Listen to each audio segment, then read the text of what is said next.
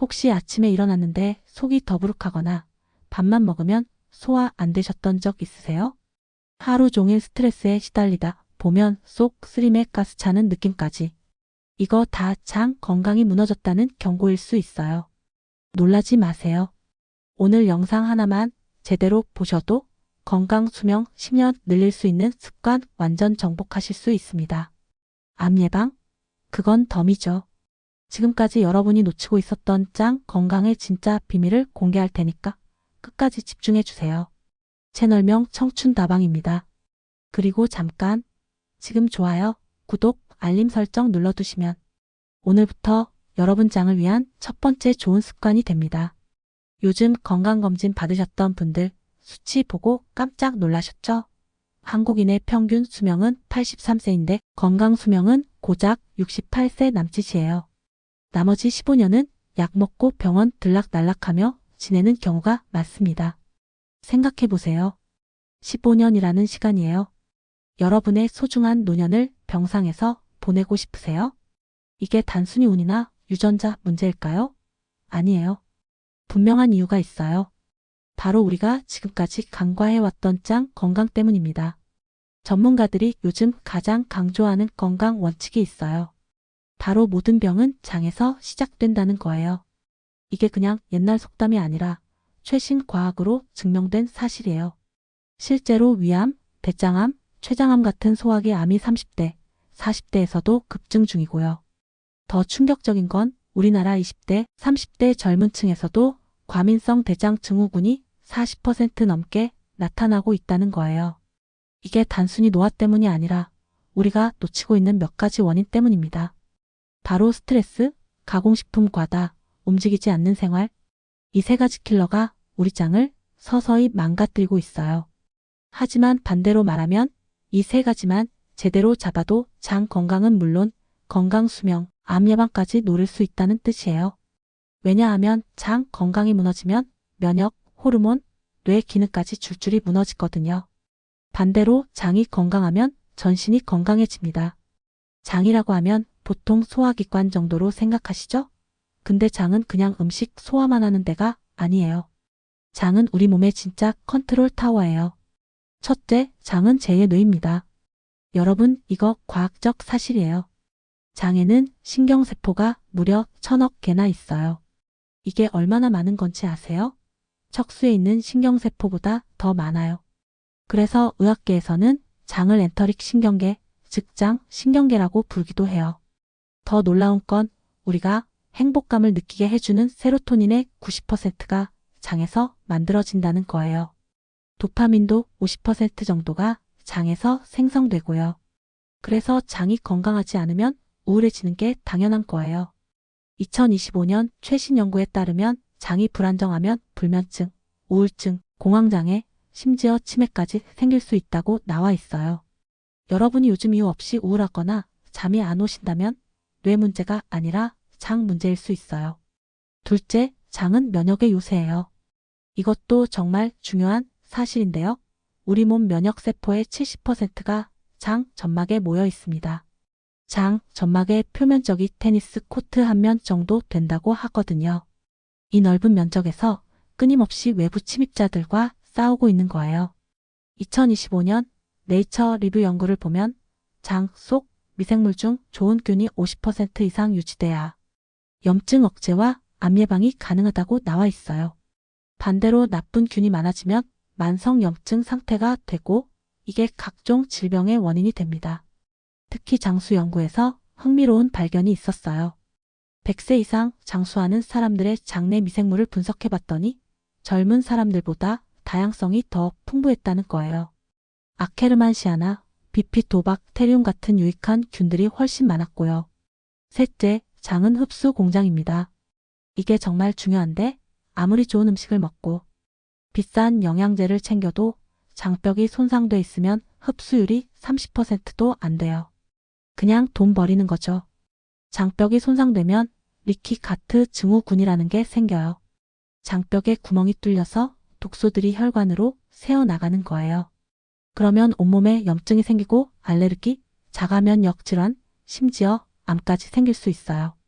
장 건강 없이 하는 다이어트나 영양제, 정말 돈과 시간이 셉니다.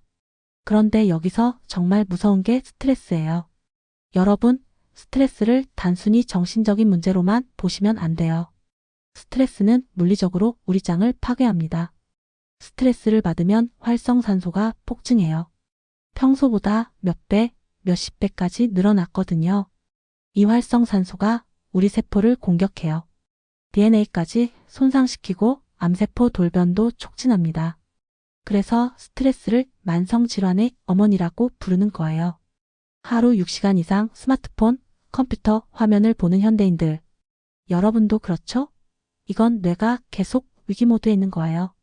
교감신경이 과하게 활성화되면서 부신해서 코르티솔이라는 스트레스 호르몬이 계속 분비됩니다. 이 코르티솔이 장벽을 직접 공격해요. 장, 점막, 세포들 사이의 연결고리를 끊어버려서 장벽이 세게 만들거든요. 그래서 스트레스 받으면 배 아프고 설사하는 거예요. 2024년 UCLA 연구에서 정말 흥미로운 발견을 했어요. 스트레스에 잘 견디는 사람들은 장내 미생물이 완전히 달랐다는 거예요.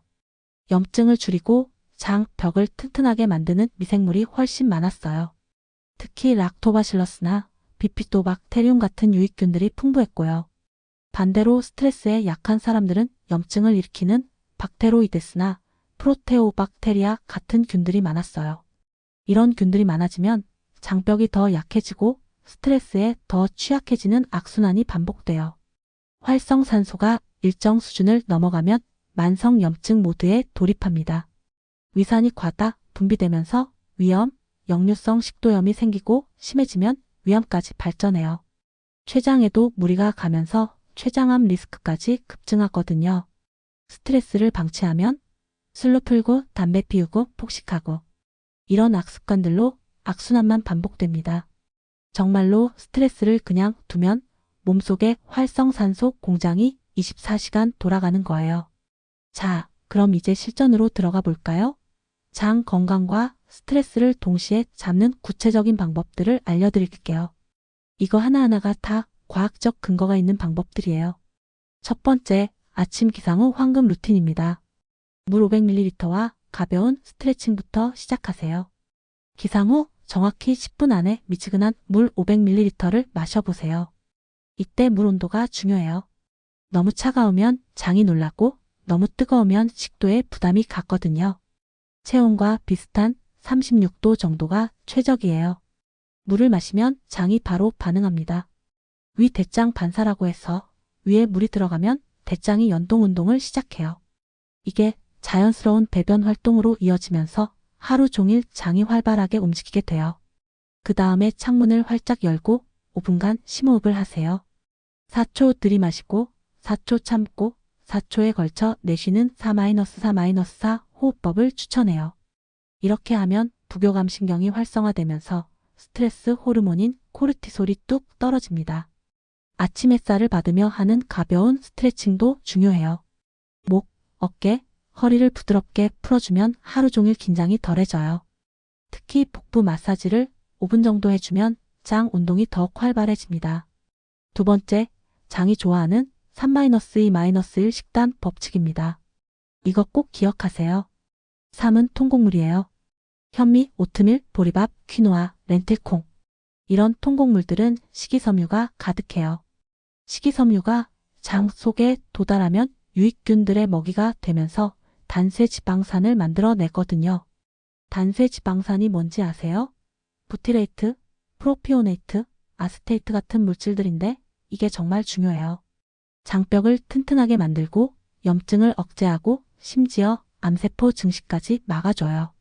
2025년 최신 연구에서 이 단세 지방산들이 유전자 발현을 조절해서 항종양 효과를 낸다는 게 밝혀졌어요. 그런데 통곡물 섭취할 때 주의사항이 있어요. 갑자기 많이 먹으면 가스가 차고 복부 팽만감이 생길 수 있거든요. 처음에는 적게 시작해서 점차 늘려가세요. 일주일에 10% 정도씩 늘리면 적당해요. 이는 발효식품입니다. 된장, 청국장, 김치, 요거트, 캐피어. 이런 발효식품들이 직접적으로 유익균을 공급해줘요. 특히 우리나라 전통 발효식품들은 서구의 프로바이오틱스보다 한국인장에 더 잘 맞아요. 된장이나 청국장을 만들 때 생기는 바실러스 서브틸리스라는 균이 특히 좋아요. 항염 효과가 뛰어나고 면역력을 높여줘요. 김치의 락토바실러스는 장내 산성도를 조절해서 나쁜 균들의 증식을 막아주고요. 하지만 여기서 중요한 건 나트륨 섭취량이에요. 된장찌개나 김치찌개를 너무 자주 먹으면 염분 과다로 고혈압 위험이 커져요. 일주일에 3-4번 정도가 적당하고 다른 날에는 염분을 줄인 요거트나 캐피어를 드시는 게 좋아요. 이런 양질의 단백질이에요. 닭가슴살, 생선, 두부, 계란. 단백질은 장벽을 구성하는 세포들의 재료가 돼요.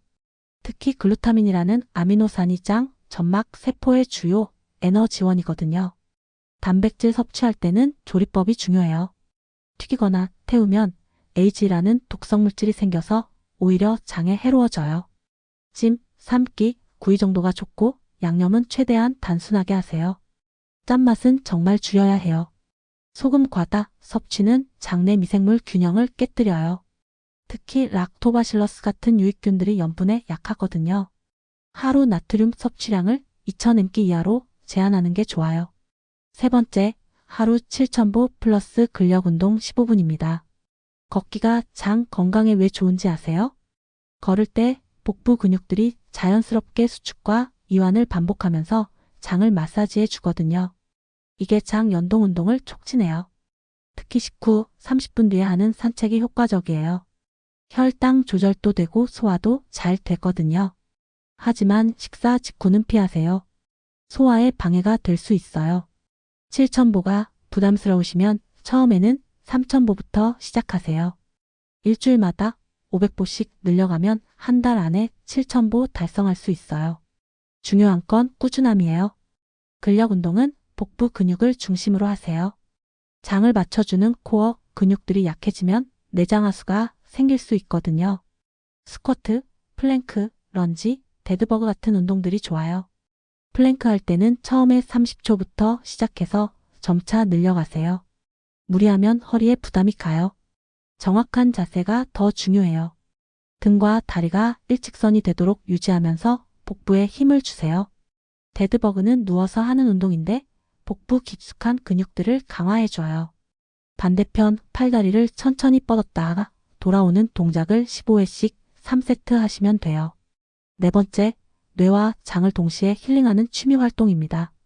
악기 연주, 그림 그리기, 서예, 뜨개질 같은 손을 사용하는 활동들이 특히 좋아요. 손끝 신경이 뇌를 자극하면서 미주신경을 활성화해줘요. 미주신경이 뇌와 장을 연결하는 핵심 통로거든요. 피아노나 기타 같은 악기를 배워보세요. 처음에는 어려워도 조금씩 나아지는 걸 느끼면서 성취감과 행복감을 얻을 수 있어요. 이런 긍정적인 감정들이 세로토닌 분비를 촉진해줘요. 그림 그리기도 좋아요. 특히 색칠하기나 만다라, 그리기 같은 반복적인 작업들이 명상 효과를 줘요. 집중하다 보면 스트레스가 자연스럽게 풀리거든요. 자기 전 15분 독서도 정말 중요해요. 특히 종이책으로 읽는 게 좋아요. 스마트폰이나 태블릿의 청색광은 멜라토닌 분비를 방해해서 수면에 악영향을 줘요. 좋은 수면이 장 건강에 직결됐거든요. 독서할 때는 조명을 적당히 어둡게 하세요. 너무 밝으면 뇌가 각성 상태를 유지하려고 해요. 따뜻한 색의 조명이 좋고 내용은 너무 자극적이지 않은 것으로 선택하세요. 다섯 번째, 16대 8간헐적 단식과 주간 미니 단식입니다. 16시간 공복을 유지하면 오토파지라는 현상이 일어나요. 세포들이 스스로 청소를 하는 거죠.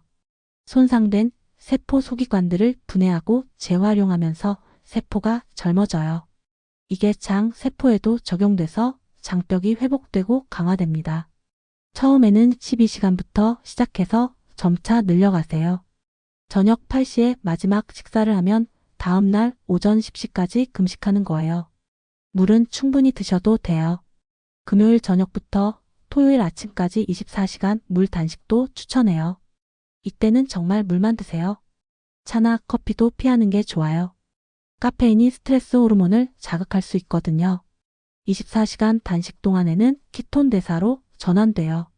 평소에 포도당을 에너지원으로 사용하다가 지방을 분해해서 나오는 케톤체를 사용하게 되는 거죠.